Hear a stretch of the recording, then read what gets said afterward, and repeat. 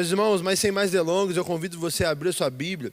Em Joel, capítulo 2, nós vamos ler hoje, nessa oportunidade, o verso 28 até o verso 32.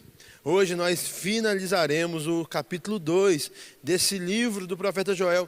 Um livro que não é grande, um livro pequeno, com 3 capítulos. Mas, meus irmãos, que livro rico, que me abençoou, eu espero que tenha abençoado cada um de vocês.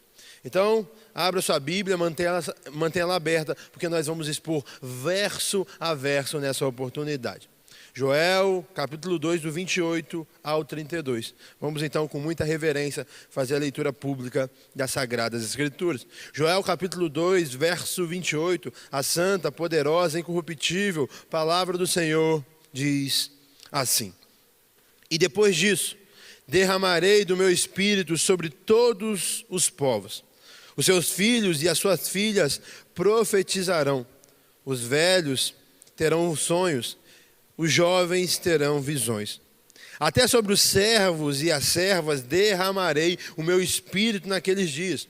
Mostrarei maravilhas no céu e na terra, sangue, fogo e nuvens de fumaça. O sol se tornará em trevas e a lua em sangue, antes que venha o grande e temível dia do Senhor. E todo aquele que invocar o nome do Senhor será salvo, pois conforme prometeu o Senhor, no Monte Sião, em Jerusalém, haverá livramento para os sobreviventes, para aqueles a quem o Senhor chamar. Meus irmãos, mediante o texto bíblico de hoje, eu quero fazer um estudo, compartilhar uma mensagem ao seu coração com o tema: a promessa da vinda do Espírito Santo. Hoje, meus irmãos, nós já temos o Espírito Santo, ele habita dentro de nós, mas esse não era uma realidade para todas as pessoas em todas as eras. Não, isso aconteceu somente mediante a morte e ressurreição de Jesus Cristo em Atos 2. Mas antes de introduzir e de expor, vamos orar. Curva a sua cabeça nesse momento. Pai, em nome de Jesus, nós entregamos esse momento de exposição das suas sagradas Escrituras. E pedimos, Senhor, a iluminação do Teu Espírito para interpretá-la de maneira fiel. Para não falar o que eu quero, o que eu acho, o que eu penso, e sim o que está no seu coração, e sim o que o Senhor quis ao inspirar Joel nesses escritos. Eu oro também pelos meus irmãos, Senhor, que estão em casa.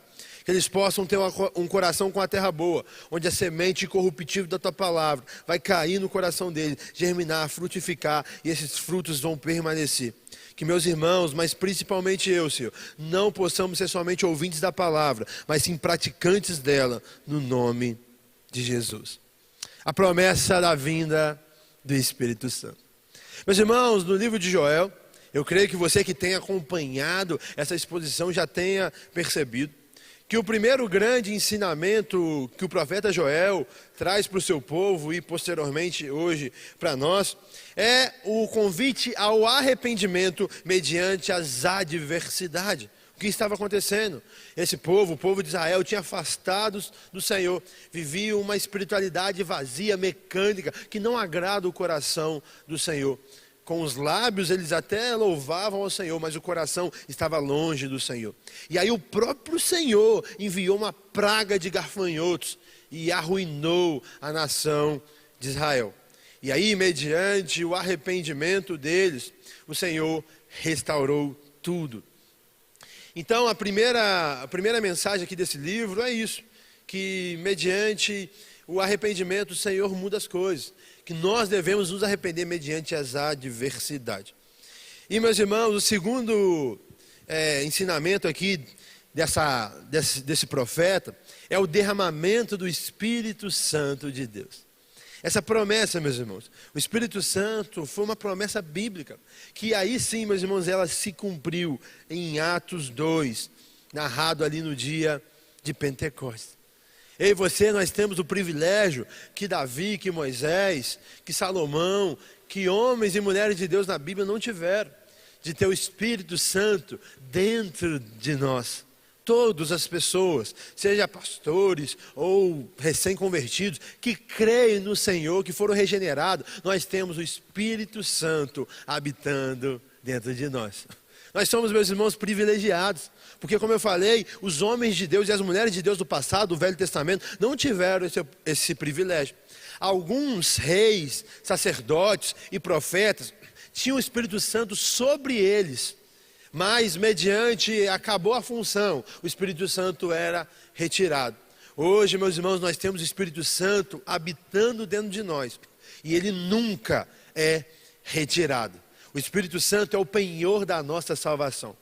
Por isso, meus irmãos, nós temos que aprender mediante o cumprimento dessa profecia, para não cometer erros que talvez nós cometemos. Cantar músicas se referindo a Joel 2 como se fosse se cumprir, meus irmãos, é uma ignorância e um erro tremendo.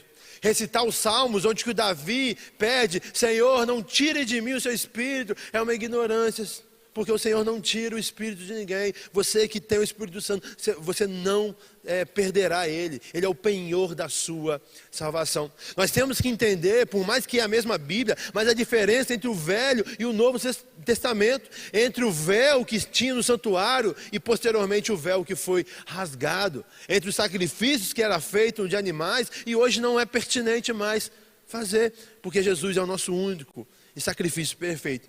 Por isso, na mesma Bíblia, nós temos que estudar para não cometer coisas erradas. E talvez sem uma ajuda, numa leitura, num estudo, nós cantamos coisas que nós não devemos. Nós falamos coisas que nós não devemos. Nós oramos coisas que nós não devemos. Meus irmãos, nós vamos ver aqui a promessa do Espírito Santo. Mas algo que eu já quero que você entenda desde o começo. Você que tem, não que você tem carteirinha de membro, você vai no culto, não. Você que é salvo, é crente de verdade, você nunca vai deixar de ter o Espírito Santo. Ele habita dentro de nós e Ele é o penhor da nossa salvação. Ele é a garantia que o Senhor Jesus irá nos buscar. E mediante então o que eu já falei anteriormente sobre a catástrofe que aconteceu em Israel, eles se arrependeram e o Senhor restituiu. E aí no programa passado, no estudo passado, nós vemos as bênçãos materiais que o Senhor prometeu a esse povo. E agora, meus irmãos, nós vamos ver as bênçãos espirituais. E é isso que eu quero que você entenda. Por mais que no programa passado foi uma bênção e nós vimos o Senhor, aquele Deus que restitui, eu quero que você tenha o seu coração, meus irmãos, a entender que as bênçãos espirituais são muito melhores, muito maiores, muito mais produtivas do que qualquer bênção financeira e material. Que eu e você possamos amar muito mais os nossos avanços na fé cristã, como homens e mulheres cheios do Espírito Santo, do que o avanço na conta bancária. Meus irmãos, avanço na conta bancária qualquer pessoa com Deus ou sem Deus pode ter. Mas um avanço na fé cristã, você sendo um crente melhor, é somente alguém que é salvo. Alguém que é um cristão genuíno. Alguém que teve o encontro real com Jesus. Por isso eu quero te levar a louvar muito mais as bênçãos espirituais do que as bênçãos materiais. Então, meus irmãos, a habitação do Espírito Santo dentro dos salvos é uma promessa bíblica de Joel que se cumpriu em Atos 2. Então vamos para a exposição do texto depois dessa introdução. E eu quero já deixar algo claro para você ter uma compreensão exata. Nós lemos e vamos expor do verso 28 ao 32.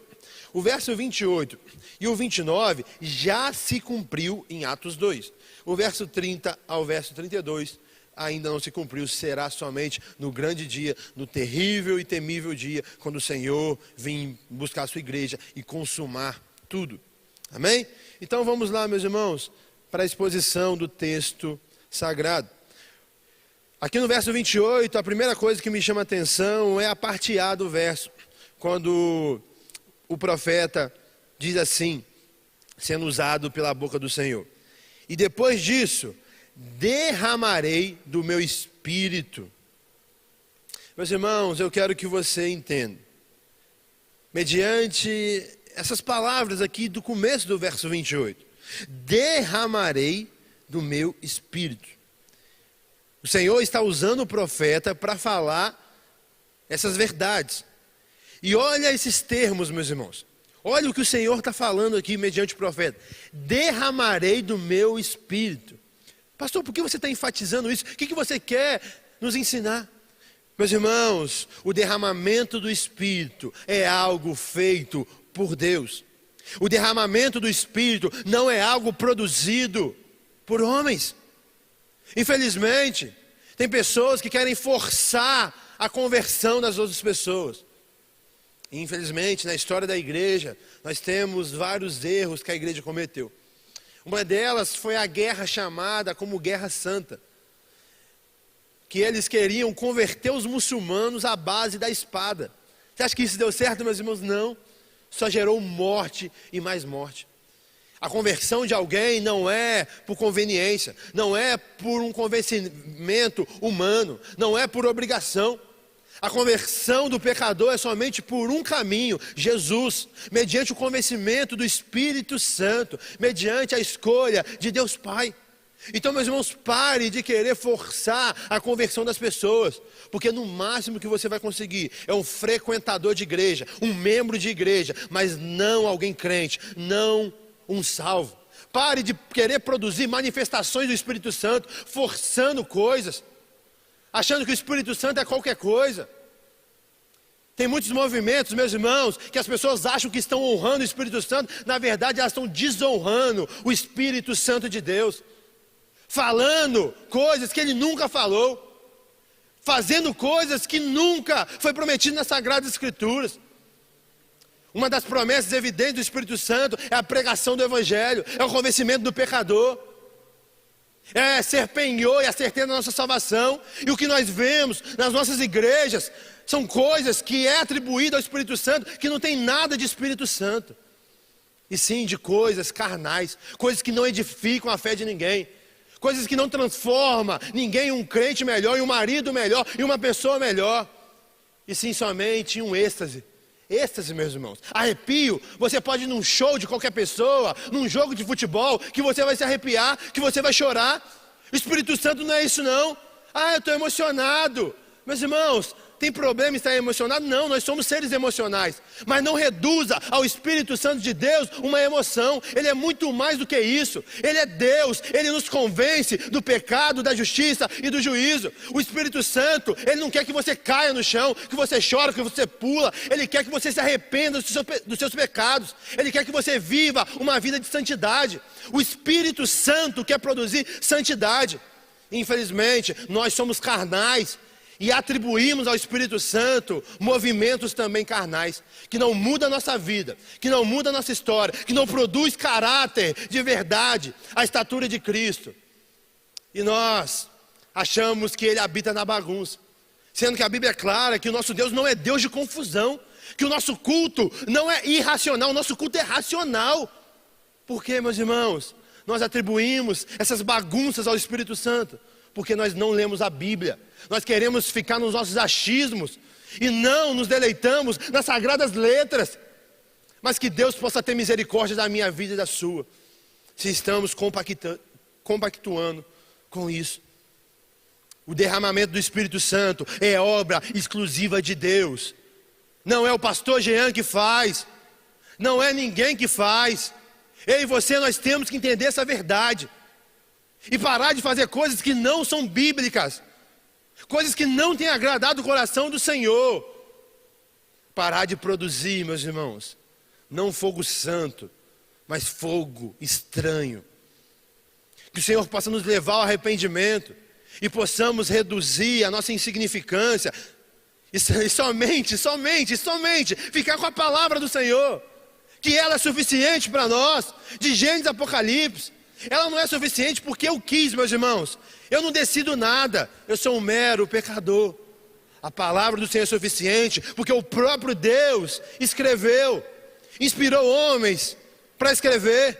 O próprio Deus, mediante a história, conservou. E aí você temos negligenciados para preferir revelações, adivinhações, para querer buscar o número do nosso CPF, sendo que nós já sabemos o número do nosso CPF. Nós queremos é bagunça, nós queremos é êxtase, nós não amamos a palavra e o Senhor da palavra. Mas que Deus possa ter misericórdia na nossa vida, porque quando a vida é esperança, ainda há chance de arrependimento. Que possamos, meus irmãos, como igreja, voltar para as Sagradas Escrituras e entender o que o Senhor quer para nós. Aqui é muito claro, no primeiro ponto desse verso, que é o Senhor que derrama o Espírito. Não é música, não é pastor, não é nada, não é uma igreja, é o próprio Senhor. Derramarei do meu Espírito, é Ele que derrama. não é ninguém. Que eu e você possamos entender essa verdade. O segundo ponto, ainda no verso 28, que me chama a atenção, ele fala, depois de falar que derramarei o meu espírito, ele fala sobre todos os povos. Meus irmãos, o Espírito Santo de Deus, ele está disponível para todas as pessoas. Ele está disponível, meus irmãos, para todo aquele que nele crê. Meus irmãos, biblicamente, entenda algo. Não existe um povo especial ou um povo excluído. Não, todos têm acesso ao reino dos céus. Os judeus, eles não são especiais. Os judeus são um povo escolhido, sim, para cumprir um propósito, sim, que foi a vinda do Messias. Mas todas as pessoas que creem no Senhor, seja judeu ou gentil, seja grego ou bárbaro, têm lugar na mesa do Senhor, têm lugar nos reinos dos céus. E nós, por não entendermos a Sagrada Escritura, por não estudarmos com fidelidade, segregamos. Achamos que um povo daqui não é de Deus, que uma etnia dali não é de Deus. Isso não tem base bíblica. Israel foi levantado para ser um modelo para as outras nações. E no Velho Testamento nós vimos isso, onde o próprio Senhor enviou Jonas para pregar para os ninivitas gentílicos. E eles se arrependeram e creram no Senhor e foram salvos. Meus irmãos, nós não vemos porque nós não queremos ver. É porque nós gostamos de ser místicos. Nós gostamos de segregar porque somos preconceituosos. Nós achamos que somos melhores do que alguém. E nós não somos, meus irmãos. Todas as pessoas têm lugar no reino dos céus. Todo aquele que nele crê pode ter o Espírito Santo habitando dentro dele, regenerando o seu coração. A promessa é muito clara. Derramarei do meu Espírito sobre todos os povos. Entenda isso, meus irmãos. Não há margem na fé cristã para preconceitos, não, meus irmãos. Nós não somos melhores do que ninguém. Pare com essa bobeira. Ah, não, eu sou brasileiro. Ah, não, eu sou isso. Glória a Deus. Mas você não é melhor do que alguém, em hipótese nenhuma. Todos somos criaturas de Deus. E aqueles que o receberam se tornam filhos de Deus. No reino dos céus vai ter pessoas, meus irmãos, de todas as etnias que você imaginar. Porque o nosso Deus é um Deus de todos. E não só de um povo do Brasil ou de Israel. Não, meus irmãos. Guarde seu coração. Se volte à palavra. Ele vai derramar. Ele prometeu derramar e está derramando o seu Espírito sobre todos os povos. Outro ponto ainda no verso 28. Quando ele diz: os seus filhos e as suas filhas profetizarão. Meus irmãos, filhos e filhas, homens e mulheres, têm lugar no reino dos céus. Na fé cristã, não há espaço para machismo, meus irmãos. Para homens achar que são melhores do que as mulheres. Meus irmãos, isso não tem base bíblica. Jesus foi aquele que, mediante uma sociedade machista, deu dignidade para as mulheres. Deixou elas caminhar com ele, algo que era inconcebível para os mestres da época. Deixou elas ver, mediante a notícia da ressurreição, foi elas que noticiaram.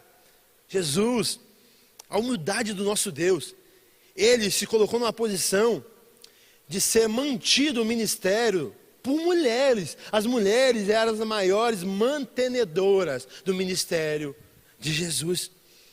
Por isso, meus irmãos, homens e mulheres, no reino dos céus, são sim importantes. Entenda algo. Existe sim diferenças entre homem e mulher.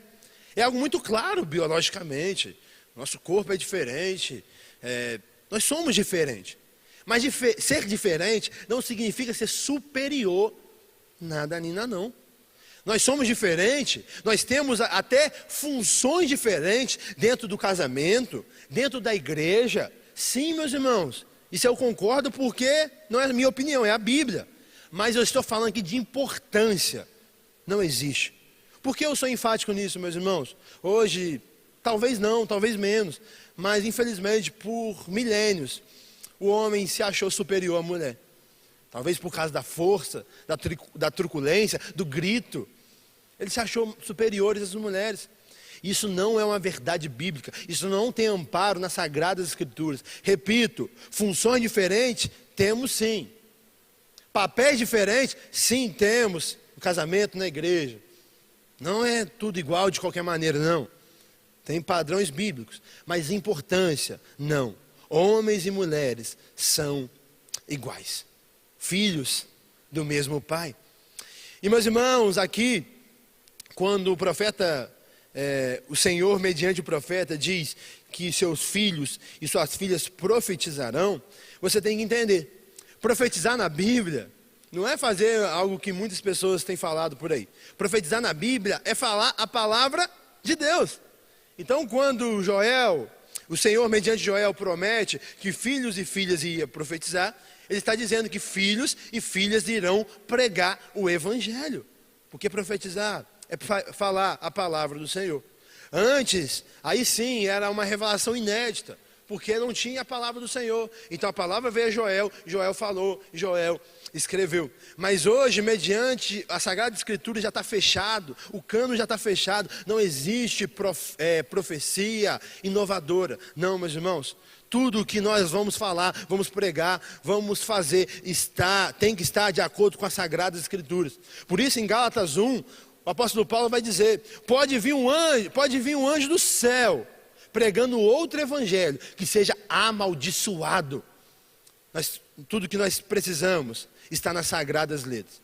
Então entenda a profecia de maneira bíblica, não de maneira mística, igual tem sido pregado por aí. Profecia na Sagrada Escritura é falar a palavra de Deus. E falar a palavra de Deus, para mim e para você hoje, igreja do século 21, é pregar de Gênesis a Apocalipse. Então, mediante esse verso, nos dá a entender que homens e mulheres devem pregar o Evangelho. Isso não é uma função somente dos homens, não, meus irmãos. Essa é uma função de homens, mas também de mulheres. Jesus, ele não impediu a mulher samaritana de, mediante o encontro dele, ir pregar o Evangelho. Ela foi pregar o Evangelho para os irmãos contemporâneos dela, e depois eles voltaram e creu no Senhor. Olha que coisa maravilhosa. Então as mulheres, você, minha irmã que está me assistindo, Deus está te levantando para você pregar o Evangelho da salvação. Aonde, pastor? Não sei. Pode ser num culto? Pode ser na rua? Pode ser na internet, hoje que nós temos essa ferramenta? Pode. Eu não sei aonde, meus irmãos, aí é você e Deus. Mas você é chamada, minha irmã querida, a pregar o Evangelho da salvação. E algo muito interessante aqui sobre a promessa da vida do Espírito Santo, que fica muito claro, e quando nós vamos para o relato de Atos 2, fica mais claro ainda, que o Espírito Santo, uma das finalidades primordiais do Espírito Santo, é nos capacitar para pregar o Evangelho.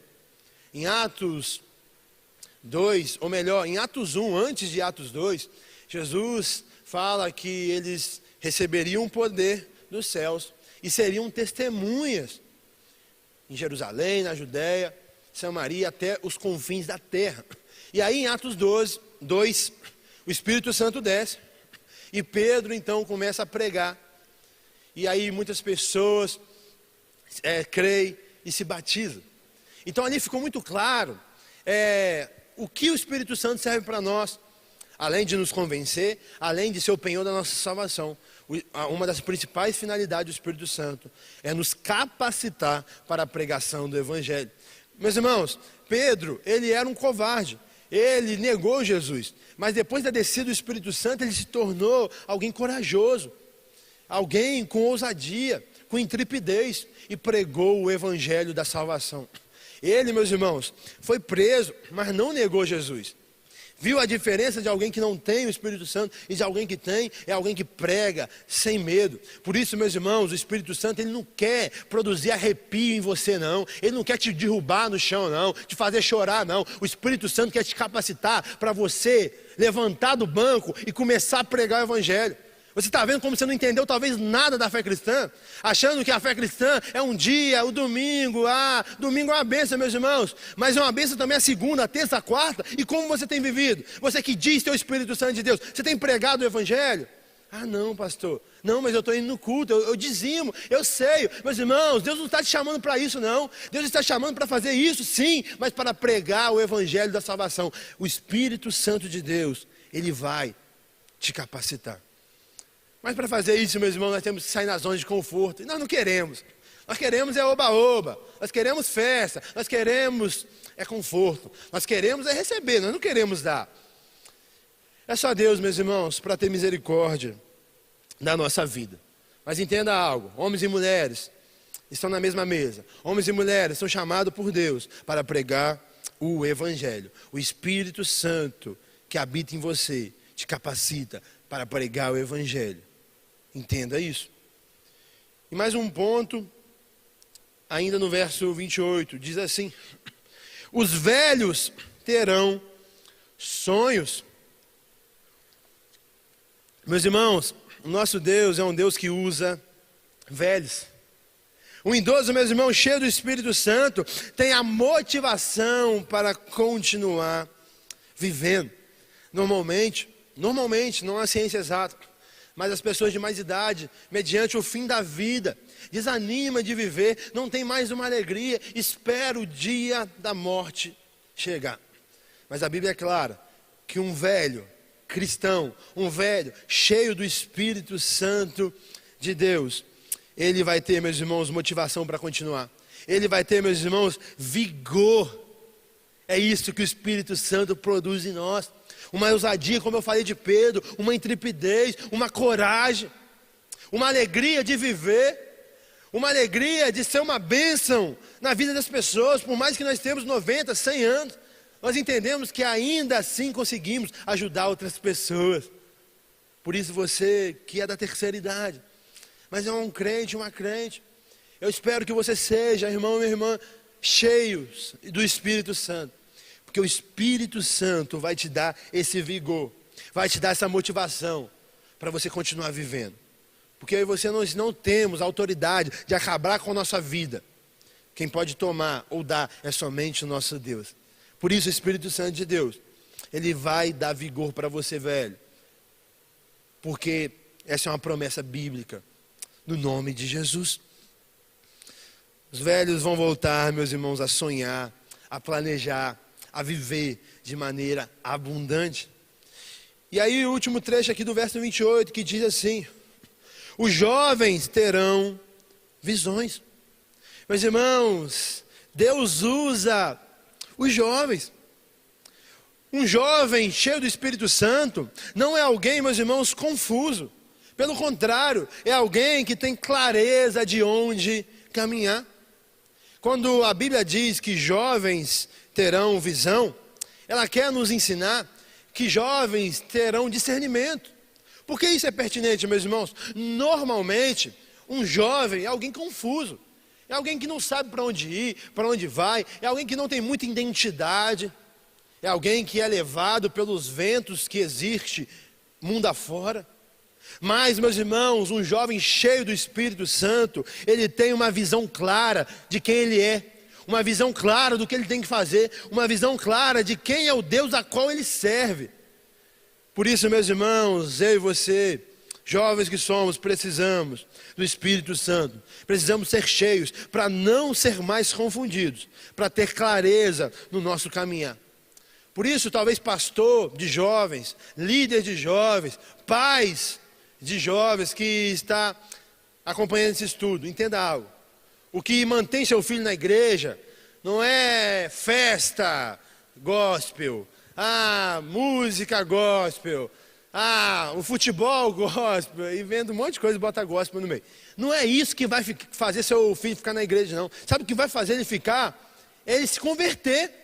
Talvez seu filho não tenha essa dificuldade porque ele não é crente. E você precisa pregar o evangelho da salvação para ele. Porque você acha que ele é crente porque ele vem na igreja. Vir na igreja não significa ser crente. Se batizar não significa ser crente. Ter carteirinha de membro não significa ter crente. Muitos dos nossos filhos acostumaram com esse ambiente. Porque nós trouxemos toda a vida. Mas talvez nós não apresentamos Jesus. Nós apresentamos somente uma religião.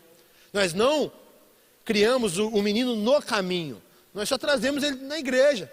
E aí ele ficou dormindo na igreja, e aí você achou que ele foi abençoado porque ele estava dormindo na igreja. Não, meus irmãos, aqui não é nada místico, não. A nossa fé é mediante o culto racional. Conhecereis a verdade e a verdade vos libertará. Você tem que ensinar o seu filho. Então talvez, pai, que está me assistindo, o melhor diagnóstico que você pode ter é entender que seu filho não é crente. Porque se você entender que ele não é crente, você vai começar a orar, você vai começar a pregar, você vai começar a tratar ele como não crente, e no nome de Jesus ele vai reconhecer o Senhor Jesus como o único e suficiente Salvador, verdadeiramente, e não da boca para fora, e não mecanicamente, e não por conveniência, que você possa entender isso. Então o que mantém um jovem dentro da igreja é conversão, e não eventos, e não atividades. Entenda isso no nome de Jesus. Um jovem então cheio do Espírito Santo, ele tem visões. Agora nós vamos ler o verso 29, onde a palavra do Senhor diz assim: até sobre os servos e as servas derramarei do meu Espírito naqueles dias. O Espírito Santo, meus irmãos, está disponível a todos, sem distinção, seja o rico ou o pobre, seja o doutor ou o analfabeto, todos têm lugares na mesa do Senhor. E que me chama a atenção nesse verso 29 é o termo aqui, até. Porque hoje em dia já existe essa diferença. Imagina antigamente. E por isso que a palavra do Senhor é enfática de falar até os servos e as servas participarão desse mover. Deus, o meu Deus e o seu Deus, a qual servimos e amamos, Ele é o Deus, o único Deus, que dá dignidade para os indignos, que abraça leprosos, que senta com publicanos, com pecadores, com prostitutas, que chama todas as pessoas que estão cansadas e sobrecarregadas, independente do cansaço e da sobrecarga, mas Ele chama para perto, porque Ele mesmo vai trazer descanso, Ele mesmo vai trazer alívio. E aqui, meus irmãos, mais uma vez, nós vemos servos e servas. Mais uma vez, não existe diferença entre gênero, homem ou mulher. Todos somos iguais perante a mesa do Senhor. Então entenda algo, meus irmãos. Onde o Espírito Santo habita, não existe fronteiras e preconceitos. Se você é um crente, mas é preconceituoso, reveja se você é crente de verdade. Se você é crente, mas só porque tem dinheiro, acha que é melhor do que as pessoas, reveja se você é um crente de verdade. Se você é crente, e só porque você é um CEO de uma empresa, trata mal, humilha os seus funcionários, reveja se você é um crente de verdade. Se você é crente, mas você é racista, reveja se você é um crente de verdade. No reino dos céus, todos nós estamos sentados na mesma mesa. Não tem ninguém melhor ou pior do que ninguém. Todos nós, na verdade, somos piores, somos pecadores. Mas mediante um Deus que limpa pecados, um Deus que perdoa pecados, nós sentamos na mesma mesa. Entenda isso, meus irmãos. O Senhor quer trabalhar no meu e no seu coração e acabar com essas divisões que infelizmente nós fazemos. E você sabe a beleza da igreja? Porque a igreja, meus irmãos, é o único lugar, a única organização onde pessoas do Alphaville e das comunidades vão sentar no mesmo lugar. Vão ouvir a mesma palavra, vão estar na mesma mesa. Porque nos clubes, cada um vai para a sua classe social. Os trabalhos, um fica numa sala inacessível, o outro está no chão da fábrica. Existe uma diferença, os shoppings que frequentam, os comércios, os eventos, não frequentam os mesmos ambientes. Mas a igreja do Senhor é linda e maravilhosa, porque ricos e pobres, PhDs, doutores e analfabetos frequentam o mesmo ambiente. E nesse ambiente não existe ninguém melhor ou pior. Todos somos os irmãos, filhos de um mesmo e único Pai. O Senhor quer ensinar isso para mim e para você. O meu Deus, o seu Deus, é um Deus que dá dignidade para os indignos. Então se você, meu irmão, é alguém que foi chutado de um lado para o outro pela sociedade, rejeitado por tudo e por todos, o Senhor Jesus te faz um convite nessa oportunidade, para você ir até Ele, porque Ele quer mudar a sua história, Ele quer te dar uma chance, Ele quer te dar uma dignidade que ninguém nunca te deu. O nosso Deus Ele come com pecadores. Ele chama pecadores à salvação. Que você que é um pecador possa se chegar a Ele. Meus irmãos, então como eu falei na introdução, o verso 28 e 29 já se cumpriu em Atos 2. E agora tem se cumprido dia após dia. A questão da vinda do Espírito Santo, deixa eu explicar algo para vocês também, para não ter problemas de interpretação. Atos 2 é uma inauguração dessa dispensação do Espírito Santo. Então, agora, posteriormente a Atos 2, que foi essa organização, nós não viramos crentes, estamos vindo à igreja e depois recebemos o Espírito Santo. Não, meus irmãos, isso não é bíblico. Nós, eu e você que somos crentes, nós só somos crentes porque já recebemos o Espírito Santo. Repito, é claro, os crentes de verdade, e não de fachada, e não de mentira, e não só de palavras. O crente de verdade é o Espírito Santo que convence nós do pecado, da justiça e do juízo. É o Espírito Santo que nos batiza no corpo de Cristo, na igreja invisível, espalhado pelo mundo todo, por todas as eras que já passaram por essa terra. Então não cometa esse erro de achar, não, eu sou crente agora, e aí eu tenho que viver um momento, o pastor Jean tem que orar por mim para eu receber. Não, meus irmãos, isso, Atos 2, é uma inauguração de um novo tempo. Hoje nós recebemos o Espírito Santo, quando cremos no Senhor Jesus como o único e suficiente Salvador. Amém? É Ele que nos convence, é Ele que nos batiza no corpo de Cristo. Amém? Então entenda isso. Batismo com o Espírito Santo não é fluir em dons nenhum. Batismo no Espírito Santo é você ter o Espírito Santo e ter o penhor da salvação e ser salvo então. Então você que é um salvo, você tem o Espírito Santo. Se você tem o Espírito Santo, você é batizado no Espírito Santo. Se você quiser buscar os dons, pode buscar, não tem problema nenhum. Mas não acha que isso é ser batizado no Espírito Santo. Ser batizado no Espírito Santo não é falar isso ou falar aquilo. Ser batizado no Espírito Santo é ser alguém salvo. É ter o Espírito Santo habitando dentro da pessoa. Amém? Então o verso 28 e 29 já se cumpriu e tem se cumprido. E o verso 30 ao 31 vai se cumprir no grande e terrível dia. E a palavra do Senhor diz assim, verso 30. Mostrarei maravilhas no céu e na terra, sangue, fogo e nuvens de fumaça. O céu se tornará em trevas, a lua em sangue, antes que venha o grande e temível dia do Senhor. Meus irmãos, no final de tudo, nós já estudamos escatologia, em 1 Tessalonicenses 2 aqui no Logos, e também na escola bíblica estudamos Apocalipse. Então, no final de tudo, vai acontecer coisas visíveis. Então aqui Joel narra coisas visíveis que vão acontecer no terrível e grande dia, na vinda do Senhor. Então tudo que nós lemos aqui do verso 30 e o 31 vai acontecer no último dia.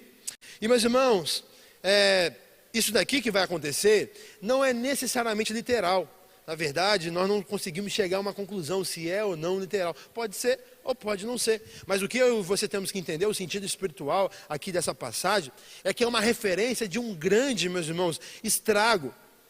Quando fala aqui de maravilhas no céu, sangue, fogo, nuvens de fumaça, pode ser guerras, pode ser bombas e jogam a fumaça. Então por isso que a gente não tem exatidão. Joel está vendo isso há 3.000 anos atrás, meus irmãos. Algo que ele não tinha nem noção que existiria avião, entendeu? Por isso que não é errado achar que é literal, mas também não é errado achar que pode ser algo figurado. Mas o que eu e você temos que entender, seja literal ou seja algo figurado, é que vai acontecer algo visível, que todo olho verá. Vai acontecer um grande estrago na terra, no grande e terrível dia do Senhor.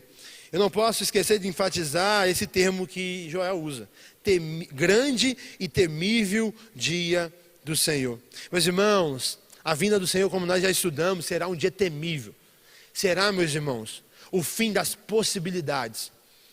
Então você, mais uma vez eu faço esse apelo, que tem vivido essa vida relaxada, vivido essa vida longe de Deus, vivendo essa vida de qualquer maneira. Meu irmão, eu te faço esse apelo, do desejo do meu coração, do fundo do meu coração, com o maior temor do mundo. Volte para Jesus, entregue a sua vida para Jesus, pare de perder tempo no mundo, ou supostamente na igreja, mas vivendo uma falsidade espiritual, porque o grande e terrível dia do Senhor chegará. Talvez ele não vai chegar na nossa era, porque vai demorar alguns anos ainda, porque é Ele que sabe o tempo. Mas talvez Ele chegue para você ou para mim hoje, mediante a minha e a sua morte. E mediante o fechar dos nossos olhos, todas as possibilidades caem por terra. Por isso eu te faço esse apelo, meu irmão. Se conserte hoje, entregue sua vida para o Senhor hoje. O terrível e temível dia do Senhor chegará. Que eu e você possamos viver uma espiritualidade verdadeira e estar preparados para esse dia. E o verso 32 e último diz assim: e todo aquele que invocar o nome do Senhor será salvo, pois conforme prometeu o Senhor, no Monte Sião e em Jerusalém haverá livramento para os sobreviventes, para aqueles a quem o Senhor chama. Meus irmãos, essa é uma promessa inabalável. Nós podemos descansar e ter essa certeza. Primeiro ponto aqui dessa promessa do verso 32: todo o que invocar será salvo, e todo aquele que invocar será salvo. Meus irmãos, aqui nós vemos mais uma vez a salvação pela graça, que Efésios deixa muito claro: não vem de vós, é dom de Deus, não das obras, para que ninguém se glorie. Efésios 2, do verso 8 e o verso 9. Aqui está dizendo, meus irmãos, que todo o que invocar será salvo. Não está falando assim, que todo o que dizimar será salvo, que todo o que vir na igreja será salvo, que todo o que fizer isso será salvo, que todo o que gostar do pastor Jean será salvo. Não, que todo o que invocar. A salvação é pela graça. Pastor, se a salvação é pela graça, eu posso viver uma vida de qualquer maneira? Claro que não, meus irmãos. Se você realmente foi salvo por essa graça, gratuitamente, você vai viver como um salvo. E um salvo tem princípio, e um salvo tem a renovação da mente, e um salvo anda em santidade. O salvo tem o Espírito Santo habitando dentro dele, e o Espírito Santo produz santidade. Então é isso. Mas você ser salvo, você ter esse primeiro contato com a fé e com o nosso Senhor e Salvador Jesus, é de graça, meus irmãos. Você não precisa fazer nada, você só precisa crer. O que você faz é porque você já crê e não para crer. Essa é uma promessa inabalável. Todo que invocar será salvo. Eu e você, meus irmãos, nós não podemos esquecer dessa promessa. Infelizmente, mediante as eras dos falsos profetas, que usa a Bíblia para distorcer o real sentido da palavra, e aí usa os meios de contribuição que são bíblicos. É bíblico o dízimo, meu irmão. Se você tiver dúvida, meu Instagram apareceu no começo, me manda mensagem que eu te explico por quê. A oferta é bíblica. Mas por mais que é bíblica, nós devemos fazer. Eu sei que existem falsos profetas que distorcem essas verdades e quer extorquir as pessoas. E quer viver uma fé baseada em Mamon e não em Jeová. Então, meus irmãos, talvez porque você talvez é fruto dessa falsa fé, você não conhece a salvação pela graça. Mas a salvação pela graça é uma realidade de todas as Sagradas Escrituras, de Gênesis a Apocalipse. A salvação nunca foi por obras, nunca foi por guarda da lei. A salvação sempre foi pela graça. E repito, a salvação pela graça também não é um convite para viver uma vida desgraçada. A salvação pela graça é um convite para viver uma vida santa. Entenda isso. E nunca perca essa promessa inabalável: todo que crê será salvo. E o segundo ponto aqui do verso 22, no finalzinho: para aqueles a quem o Senhor chama. Meus irmãos, aqueles ao que o Senhor chama. É o Senhor que chama para a salvação. Essa doutrina é muito clara nas Sagradas Escrituras também, assim como a salvação pela graça. É Deus que nos escolheu, meus irmãos. É Deus que nos faz esse convite. É Deus que convence o pecador no seu coração. É Deus que traz, é Deus que usa meios, ferramentas. É Deus quem faz. Isso não é um convite para você ser um preguiçoso, não. Faça a sua parte. Levante do banco, vá pregar o Evangelho. O Senhor já nos deu essa ordem. Não fica perguntando qual é a vontade do Senhor. A vontade do Senhor é que você pregue o Evangelho. Ide por todo mundo e pregai o Evangelho. Esse é o convite para todo homem e mulher de Deus.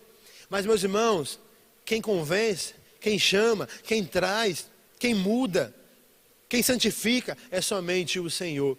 Eu e você temos que entender e descansar nisso. Porque tem muitos momentos que nós achamos que somos super-homens, que nós que vamos resolver tudo. Não, meus irmãos, você deve fazer a sua parte. Mas quem salva e quem chama é somente o nosso Senhor Jesus. E mediante a exposição desses versos, eu trago 3 aplicações para vocês. A primeira, já se cumpriu, meus irmãos, em Atos 2, a promessa da vinda do Espírito Santo. Então você que crê em Jesus é regenerado e tem a habitação do Espírito Santo em você. Não esqueça disso. Você já tem o Espírito Santo, você que crê.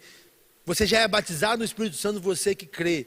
Atos 2 já se cumpriu. Então pare de cantar músicas que falam para Atos 2 se cumprir de novo, meus irmãos. Você está se contradizendo às Sagradas Escrituras. Ou melhor, pare de cantar música para se cumprir Joel 2.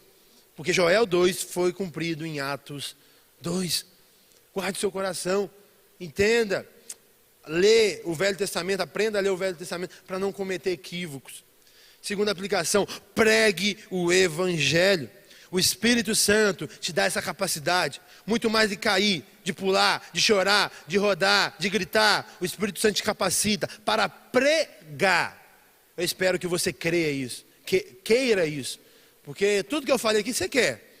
E pregar o Evangelho, você quer? Levantar, ser confrontado, se colocar em risco para a salvação de um perdido.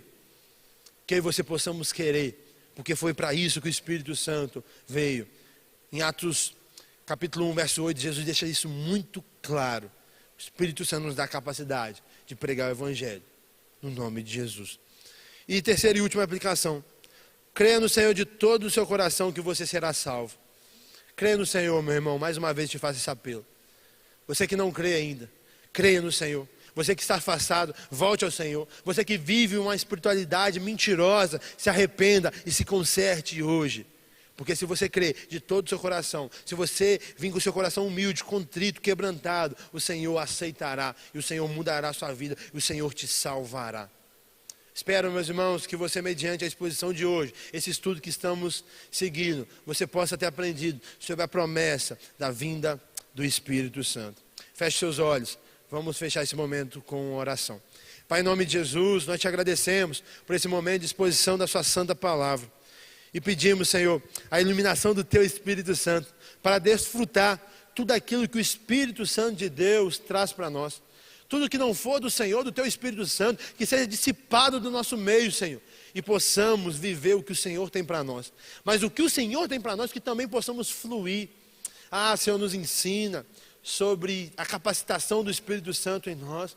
Sobre o coração do Senhor, de não haver preconceitos e diferenças em nossos meios, sobre o grande e temível dia do Senhor, e sobre essa salvação que o Senhor nos proporciona.